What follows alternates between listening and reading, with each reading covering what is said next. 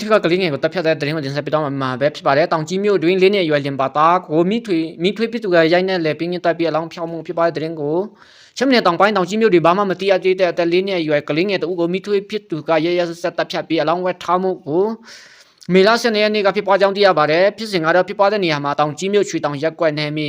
ကြောက်ရည်အိုလန်းရှိအိမ်9အိမ်တအိမ်ကိုကျူလွန်သူကမိထွေဖြစ်သူပဲဖြစ်ပါတယ်ဖြစ်စဉ်ကတော့လင်ယောက်ျားဖြစ်သူအလုတ်သွားနေစဉ်ကလေးငယ်ကိုထမင်းကျွေးရှော့တဲ့ရာမှာမအိတ်ဘဲငိုတဖြင့်ဝါရှမ်းပြားဖြင့်ရိုက်နေကလည်းပြင်းညက်ကြောင်းသိရပါတယ်အလောင်းကိုပလတ်စတစ်ဘုံနဲ့ထည့်ကဝက်ထားခဲ့တယ်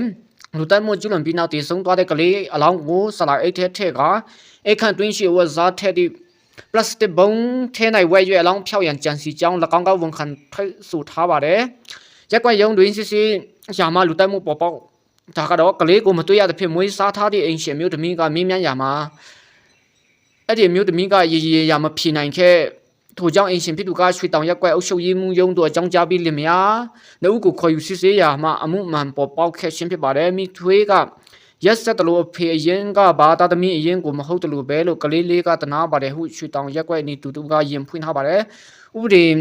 အရာကြီးယူထားမှုကတော့လက်ရှိတွင်ကလေးငယ်ကိုတပ်ဖြတ်ကအလောင်းဖြောက်ရန်ကျူးလွန်ခဲ့တဲ့မိထွေးဖြစ်သူကိုတောင်ကြီးမြို့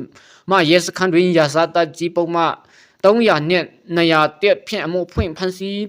အရေးယူထားကြောင်းသိရပါတယ်တောင်ကြီးမြို့တွင်ပြီးခဲ့တဲ့မေလ4ရက်နေ့ကလည်းပါတာဘာဆိုင်ပိုင်ရှင်ဤထိုးကျိတ်ရိုက်နှက်မှုကြောင့်အသက်16နှစ်အရွယ်အမျိုးသမီးငယ်တဦးတည်ဆုံးခဲ့ရတဲ့ဖြစ်စဉ်